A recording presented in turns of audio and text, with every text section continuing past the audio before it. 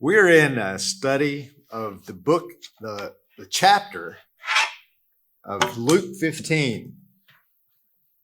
And in this series, we're kind of calling it Below the Surface, kind of just taking a minute to read a chapter of the Bible that's very familiar and just think about it and talk about it and look at it from some different angles, perhaps, and some different ways. But one of the things that I think is important in all kinds of study, lesson, class, sermon situation is that we see ourselves in the story. And you got to turn it on. There you go, Dan. See yourself in the story. So in this story, I want you to try and see yourself in several different parts. Last week, Jeremy talked about the son, the lost son, the son that left home, known as the prodigal son. And hopefully you saw yourself as the prodigal son. I was thinking about just sort of doing a survey here. And everybody who sees, there's three main characters. There's some other people involved. But the three main characters in this story are the son that left home, the son that stayed home, and the father. And so as you see yourself in the story, we're going to have a group of people. If you see yourself as the son who left home, you go sit over here. And if you see yourself as the son who stayed home, go sit over here. And if you see yourself as the father, go sit over here. And so in your mind, just get up and walk there. Don't do it. We got so many people, we'd never find our seats again.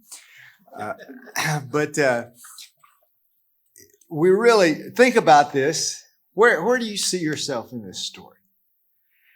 And I'm suggesting that we're going to look at ourselves in each of these three roles. Henry Nouwen helped me get to this point in this book, The Return of the Prodigal Son. The Return of the Prodigal Son. And he based this book after spending some time with Rembrandt's famous painting of the return of the prodigal son. And when Henry Nouwen went to see it, you couldn't get in the room with it. It's so special. And in the museum where it was, in Russia, he was looking at the painting, and he got to go in and sit in the room with the painting. And he did that for like 3 days. And as he's thinking about it, just meditating on the story as he knows it from Luke 15, and then this painting, he out of him comes this book. And in the book, he does this. He looks at all, what if you take the perspective of the lost son and the son that stayed home and then the father. And today, we're going to look at it as the father. We're going to look at it as the father. So, obviously, as Jesus told the story, the Father represented God. So hang on there just a second. That's going to be you today. So think about yourself. If I was God, I would make it, I wouldn't have droughts like we're having right now. But that's not the God you're playing. You're just thinking about it, the father figure in this story. And so first of all, I have the weird title of, yeah, maybe so. Yeah, well, the prodigal father. The prodigal father. And years ago, a college student that was in one of my classes did a sermon on Wednesday night at Highland, and he called it the prodigal father. And he did that based on this definition of prodigal, which is kind of interesting. Spending money or resources freely and recklessly, wastefully extravagant. Having or giving something on a lavish scale. And isn't that kind of God?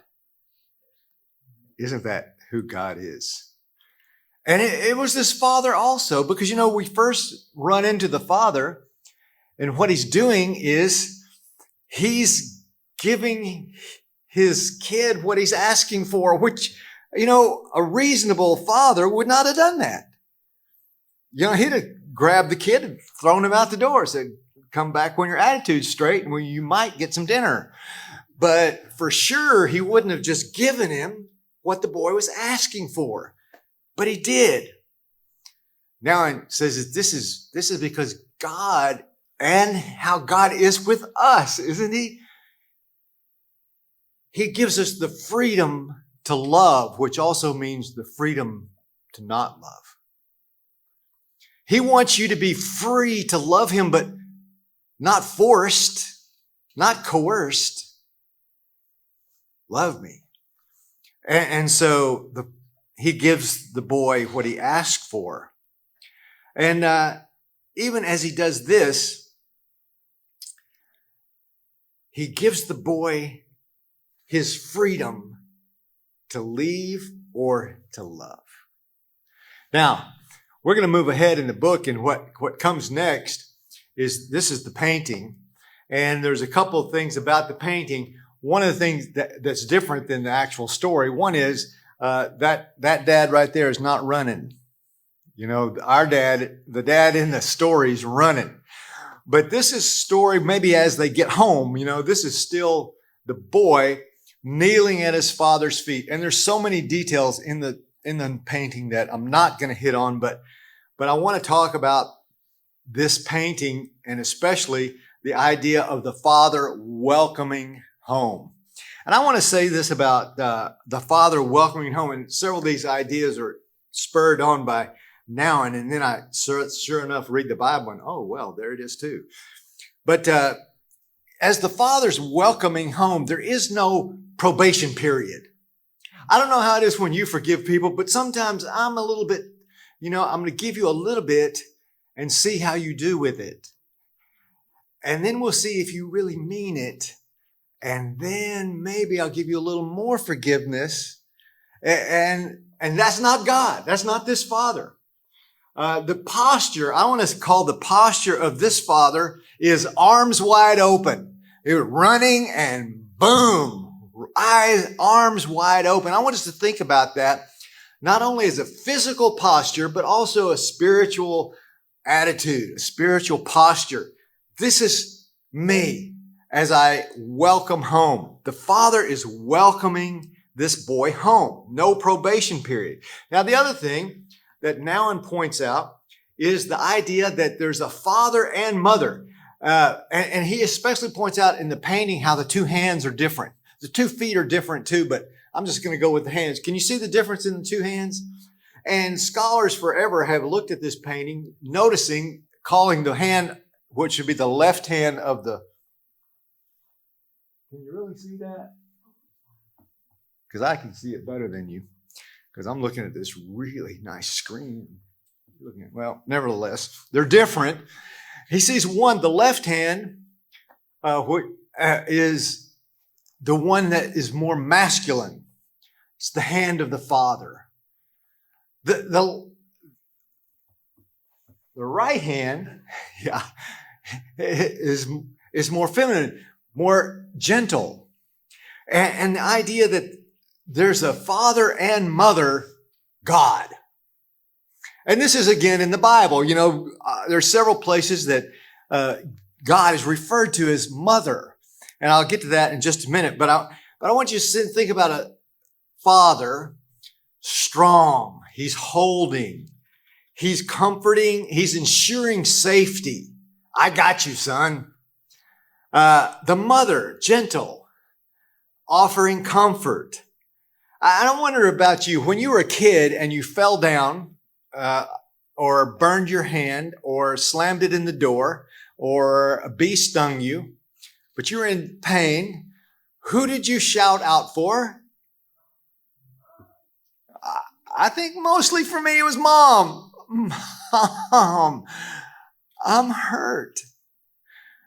Now, that I also would equally, if Mom wasn't around, I'm definitely yelling for Dad.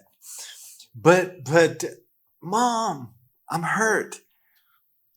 In Isaiah, it starts like this. There are several things about being a mother and how God kind of describes himself. And the first is this. Well, it's good for me to have the right place. Isaiah 42. For a long time, Isaiah says, this is God. For a long time, I've been quiet and held myself back, but now, like a woman in childbirth, I cry out, gasp, and pant. Man, hats off, moms. You bore a child. Us fellas in the room, thank you. Thank you for being that mom. That this is God. He in our formation even, he was crying out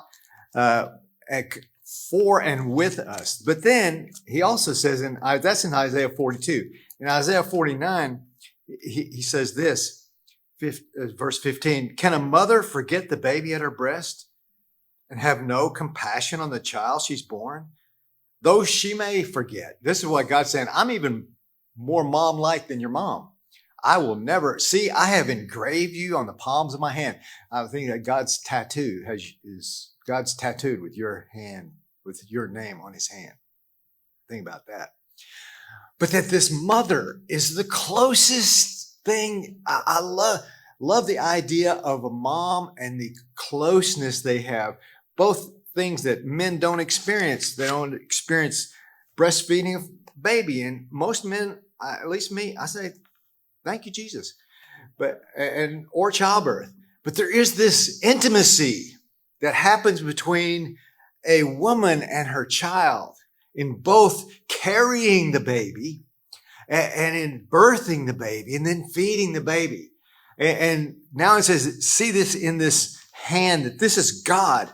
And then finally in Isaiah 66, it says, he says this, probably. Sometimes the best laid ones. In Isaiah 66,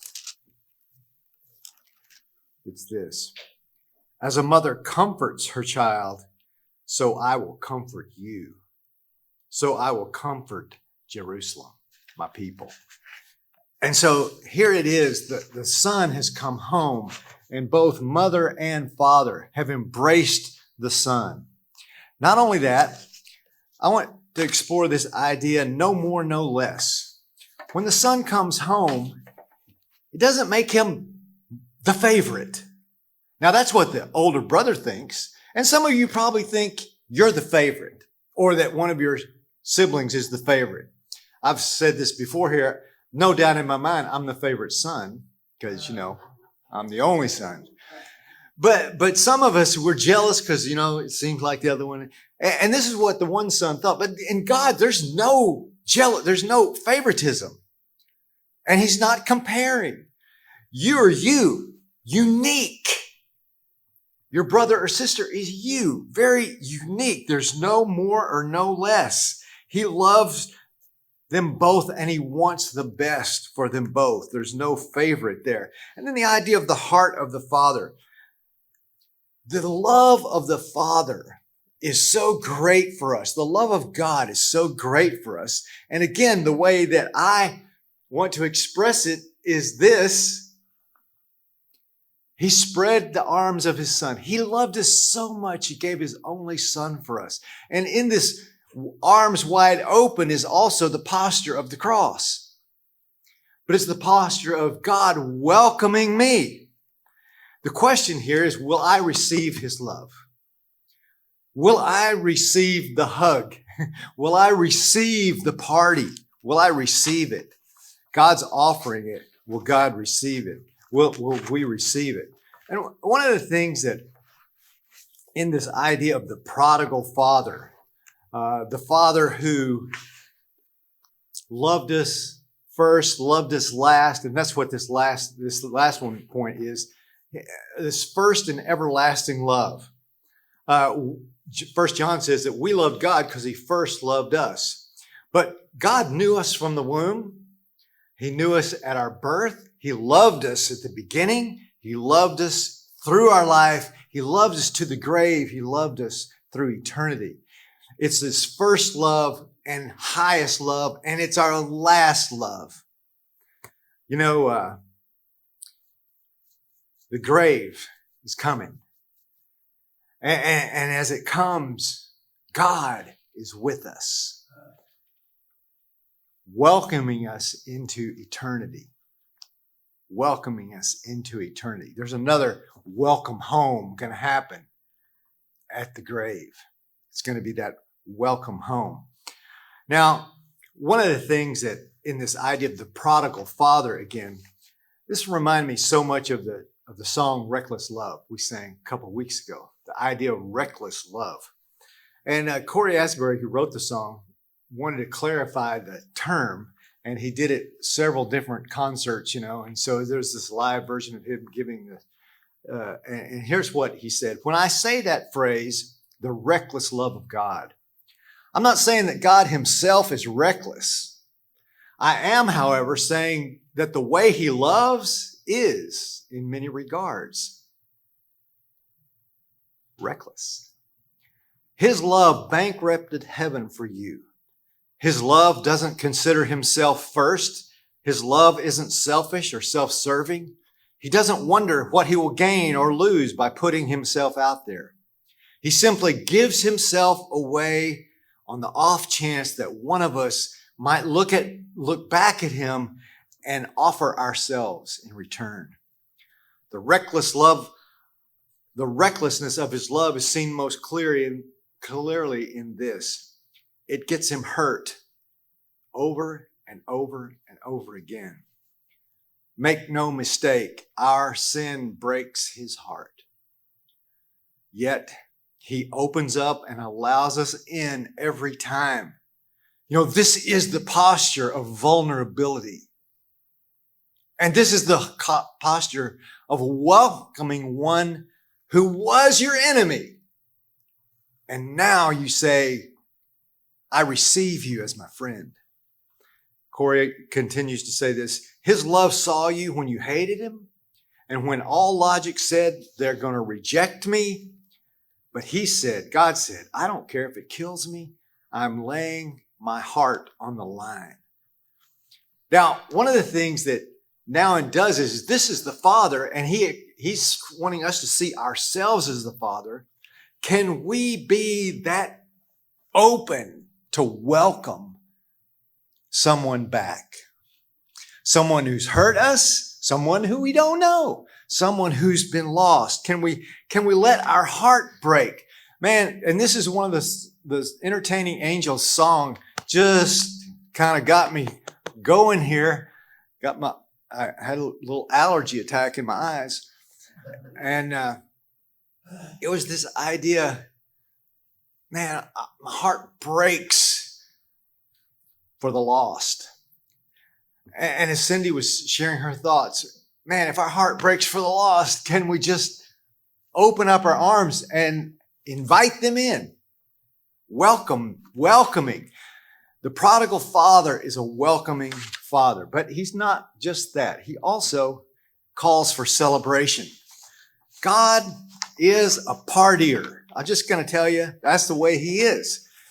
From the beginning to the end, He's a partier. And, I'm happy about that. I'm kind of a solo partier guy myself. Big parties are off-putting to me, but God, not so much. He's big party, small party. God is celebrating, and He welcomes. He calls for a celebration. In Luke 15, all three stories, the sheep, the coin, the boy, they all call for celebration. That's the one thing they all have in common. There's something that's lost, there's something that's found, and the party happens. God wants the party to happen. He wants us to welcome, and then when they come home, we party.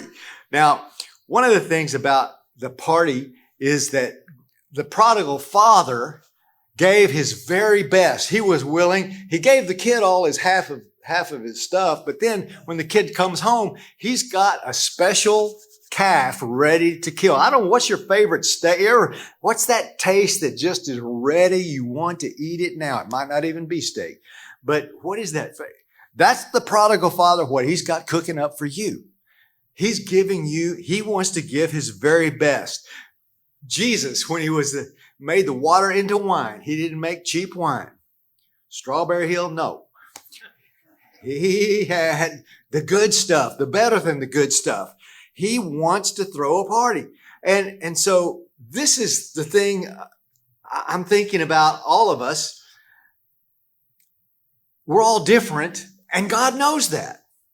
So he's going to give the very best for you. And what's the very best for you? And what's the best? It frustrates me a little bit when people say, heaven sounds kind of boring. No way, man. God is going to light you up. It's going to be the party of parties. Now, the idea also is this, that he's giving the very best even now as you've returned to him. It's not just that party's going to happen in heaven. Jeremiah 29, the famous part. It says he knows the plans that he has for you. Now, who knows the plans? He knows the plans. He knows the party plan. You may not know the plan, but he's got the plan for you that's best for you. And what he says in Jeremiah 29 is for hope and a future. He's got your stuff lined out. It may not be what you thought, because sometimes we don't even know what's best for us, but God has the very best. He's going to give the very best. Next, this welcoming is an invitation to joy.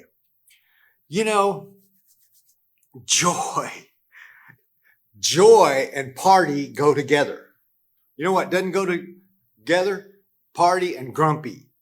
That don't go together. It doesn't go together. And, most of my life, I've been the half full guy with half empty friends. And sometimes every once in a while I'll run to a half full guy like myself, and we're dangerous because we might kind of go off the rails, and the half empty, I want to say, often see themselves as the realistic one. I'm the one who's going to tell you the truth about the matter. Your leg is broken and you'll never play football again. And, and I want to say, yeah, but I'm still alive. Okay, well, both things are true. How are we going to accept the invitation to joy? Well, one of the things is the Father chooses joy. He chooses joy in spite of problems, because problems and heartbreak are going to continue. So what's the point here? How do you do this? How do you receive the invitation to joy? Here's what I want to think of this. That old song, hymn I sang a long time ago, Cason, before you were even thought about. Standing on the promises. I focus on what God has told me is true. Number one, he loves me. I start with that. Number two, he's going to provide for me. He's going to give me what I need. And so for me now is to look for it. You heard the story of the two brothers who were one was a pessimist and one was the optimist. And they got, for Christmas, they opened the present that was for both of them, and it was a pile of horse manure, right? And the pessimist, I told you. And the optimist says, where's the pony? And so here's what I want to say to that. There's good in the middle of the bad. Where is the good, you say? Sometimes it's not until the promise that's going to be fulfilled. But I'll say this, not only just look for the good, but be the good. Man, when you come and live out the promises of God, I think it's this joy follows kindness. It is difficult to be grumpy with a kind person who's being kind to you. How about you be the kind person and just love? One of the things about, I think, us human beings, we're often just looking at the right now, what's right in front of me. I want to celebrate not only what's right now, I want to celebrate right now, but I have a mind to tomorrow. I'm not going to live tomorrow today, but I know what's coming. I know his plan is good for me. So this idea in 2 Corinthians, Jesus never sugarcoated the problem of pain. He never sugarcoated the problem of pain. But in his celebratory life, man, the dude was having parties. As a matter of fact, chapter 14 of Luke is about a party. Chapter 14 of Luke is about a party there's a guest list, and some of them, the problem isn't that they're cynical. The problem isn't that they're grumpy. They're just too busy. But he's inviting us. He's welcoming us to a celebration. Celebration of what? Celebration of love. Celebration of forgiveness. Celebration of healing. And so this is the party he's inviting us to. But he doesn't ignore that there's sorrow. So 2 Corinthians says, therefore we don't lose heart. Though outwardly we're wasting away, yet inwardly we're being renewed day by day. For our light and momentary troubles are achieving for us an eternal glory. An eternal glory that outweighs the problems. So we fix our eyes not on what is seen, but what is unseen. Man, I want to party today because I know another one is coming up later. Dad is in his 92-year-old self several times in the last week as we went to the hospital and as we got out and talked to friends and on the phone, often he would say, hey, I've read the last chapter. It's going to be all right. It's going to be all right. But I live today. Well, maybe it's not all right today. And this is where I believe God's calling us to be the good, not just look for good, but be the good and be welcoming to the other party, the others who are coming and some late to the party. Well, here's me. I love you guys. I anticipate worshiping with you. It's one of the best things I enjoy on a weekly basis is worshiping with you. And even this size group or bigger size group, it don't matter to me. If it was just Danny and Steve and Kaysen and Joe that showed up, I'd be having a party. Maybe if it was just one of them, or maybe I'd party by myself. I've done that before too. But I love worshiping with you. And it's not just singing songs, even though I like to sing songs. It's that we worship a God who is welcoming us. Despite what we've done, despite the failures we had because we haven't done what we know we should have done, we've wasted some of our life. But God is wasting his love on you. Have you ever just had a date, Steve, with her? And it was like the best part was just wasting time with Vicky. Yeah, this is what I want to do. I was just wasting time with you guys, worshiping God, right? So we're going to sing this last song about God's great love for us. And yet, I want you to remember the point of this sermon. The point of Henry Nouwen's point is that we can be the father, the mother who's receiving, who's welcoming, and who's celebrating. There's people in your life who need to be welcomed by God. There's people in your life who need to feel the welcome of God. And that might be you. That through you, they experience the welcome of God. And then because they have felt welcomed, then they can get this next part of this next song, that this great God, Creator God, loves us so much. This is what everyone in your world is, whether you know them well, whether they're just friends, work friends, co-workers, casual friends, strangers, husband, wife, daughter, son, mother, father. It doesn't matter. The person, every person wants to experience this welcome and this celebration by this Father. And you might be that person, that father, mother figure that communicates this welcome and this love. Let's sing.